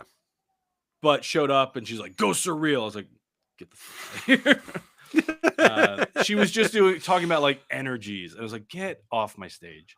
Ghosts are real. Ghosts should be feared. Who you gonna call? If you host a local ghost tour in your town and you want to tell me the like provable historical facts about an event that you talk about on your tour, love it. Love to hear about it. I don't think there's a ghost there, but it's a interesting story from history. Let's hear it. But if you're like, here's how to channel energy, shut the fuck up. Here's something that happened in a time when technology was not as good. Oh, that's an old joke that I used to do, and then I was tired of seeing it shown back to me that I didn't know. Was the idea of like you never hear about hauntings of like it's always an old like Victorian ghost like rattling chains. Yeah. It's never like, "Ooh, play more Justin Bieber. I love that guy." Like and so most of the haunting ghost stories are just like, and the last thing they saw was the silhouette of old Widow Weston standing in the window, but she had been dead for 15 years.